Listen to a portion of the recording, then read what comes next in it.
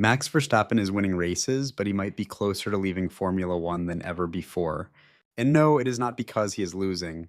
It is because something deeper inside F1 is starting to break. Think about that for a second. The most dominant driver of this era, a guy who turned winning into routine, is suddenly talking like someone who is running out of patience, not with rivals, not with pressure, but with the sport itself. That should not happen because Formula One is built for drivers like him, or at least it used to be. Over the past few months, something has shifted. You can see it in the interviews, short answers, frustrated tone, moments where he just stops caring about saying the right thing. And when a driver like Verstappen stops filtering himself, that usually means one thing. He is done pretending everything is fine, so now the question is not whether Max Verstappen can keep winning. We already know he can. The real question is much more uncomfortable. Why would the best driver in the world even think about walking away from a sport he dominates? What does he know that the rest of us are just starting to notice? You need to understand what Verstappen is actually risking. This is not just about one driver having a bad week or a bad mood. This is about a decision that could shake Formula One at its core. Max Verstappen is not just another name on the grid. He is the benchmark, 3 world championships, dozens of wins, entire seasons where the only real question was who would finish second. For casual fans, he is the face of Formula One right now. The guy you recognize even if you only watch a few races a year, the one everyone else is chasing, and that is exactly why this situation is so serious. Because if someone at the very top is starting to question the direction of the sport, then this is not a small issue. This is a warning sign. Now, add context. Formula One is heading into one of the biggest rule changes in its history with the 2026 regulations. New engines, new aerodynamic philosophy, a completely different balance between power and efficiency. On paper, it sounds exciting, a fresh start, a new era. But inside the paddock, the conversation sounds very different. Drivers are not just curious, some of them are concerned. And Verstappen has been one of the most vocal voices.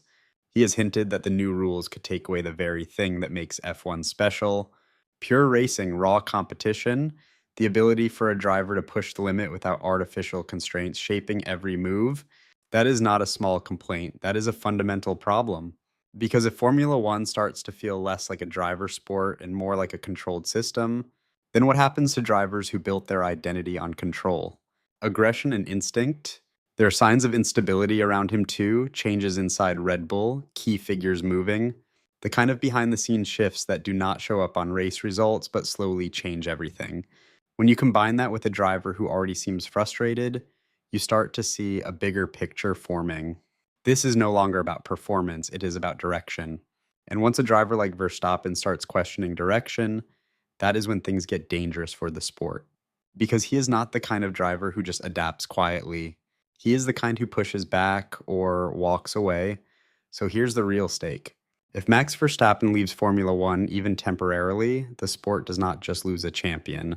It loses its center of gravity, the rivalry shifts, the narrative changes, casual fans lose the one constant they recognize. And suddenly, Formula One is not just dealing with new rules. It is dealing with a new identity crisis. That is why this matters more than it seems. Because what we are watching right now might not just be frustration, it might be the early signs of a breaking point. And if you're starting to feel that something is off, that this is bigger than just one driver complaining, you are not alone.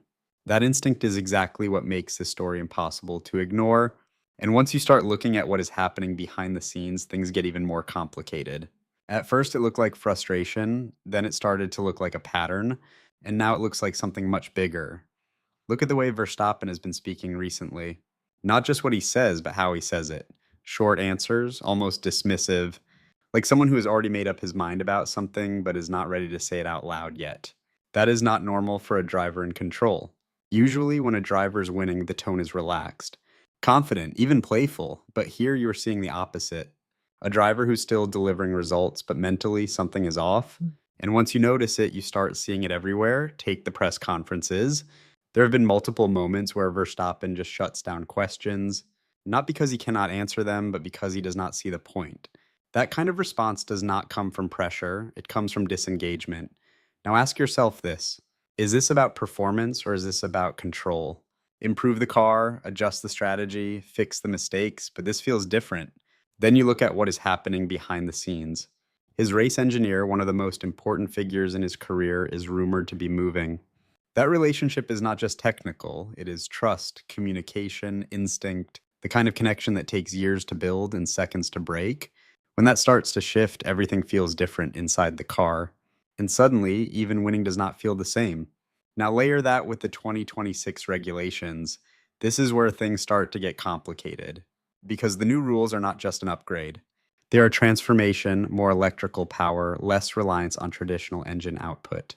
More constraints on how drivers can deploy energy. On the surface, that sounds like innovation, but from a driver perspective, it can feel like limitation.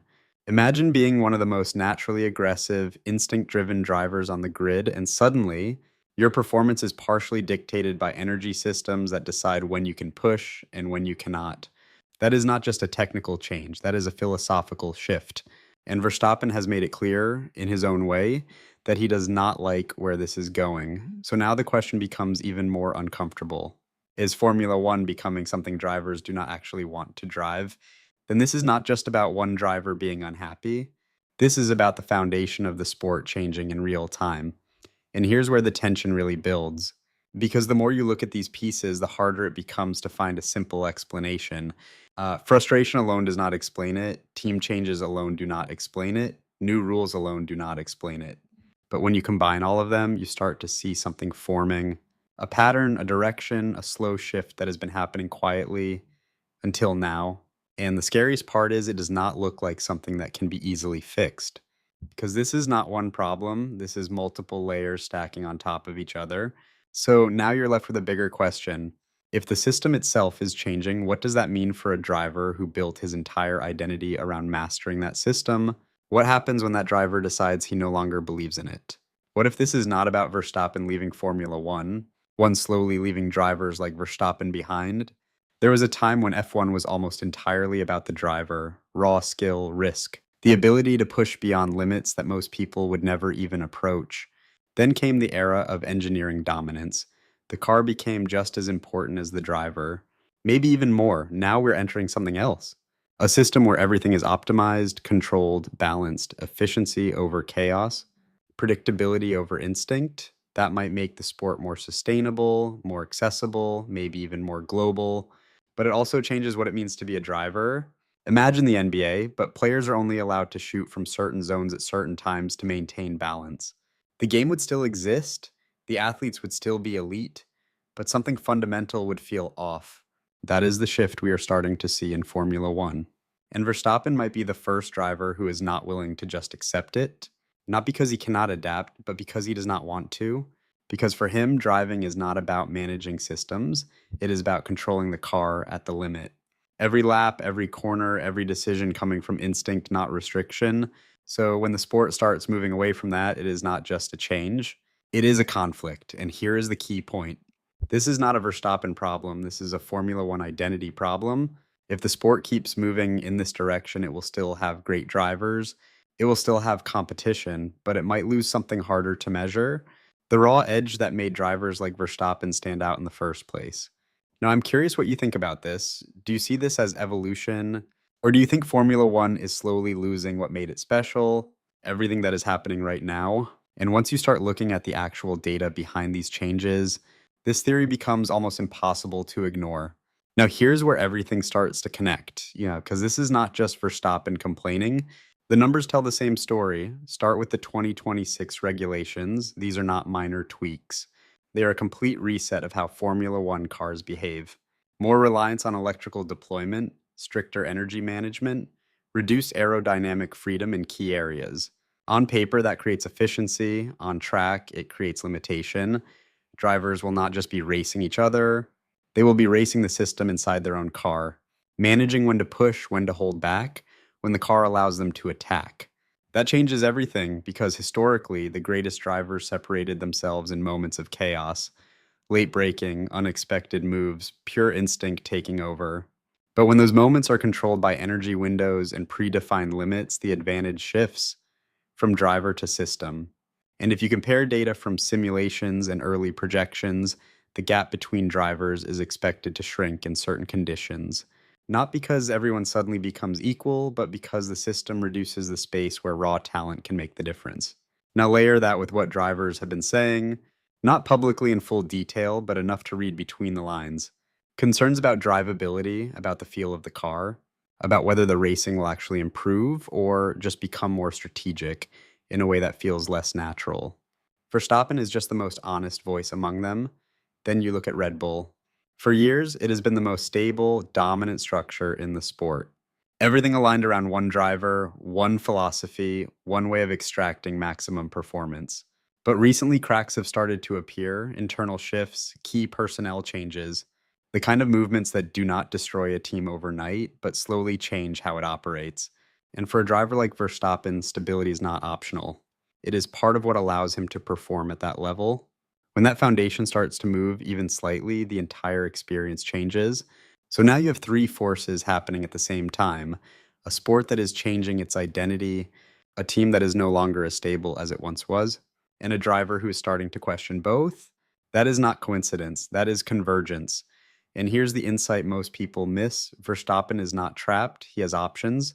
Outside of Formula One, there are entire worlds of racing that still prioritize what he values most: endurance racing, GT categories, events where the driver has more control over the outcome, where instinct still plays a bigger role than system management.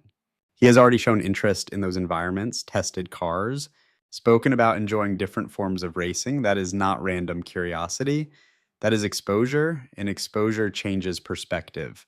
Because once you realize there are other ways to race, ways that align more with how you see driving, staying in a system that feels restrictive becomes a choice, not an obligation. Now bring it back to the original question: why would the best driver in the world consider walking away? So the real question now is not if he is frustrated. That part is clear. The real question is what he does next. And this is where everything comes together. So here's the truth: Max Verstappen is not walking away from Formula One because he cannot win. He might walk away because winning no longer means the same thing.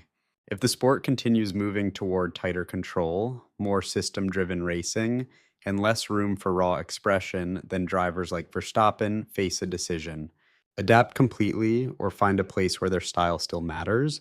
And that decision is not happening in the future, it is already starting now.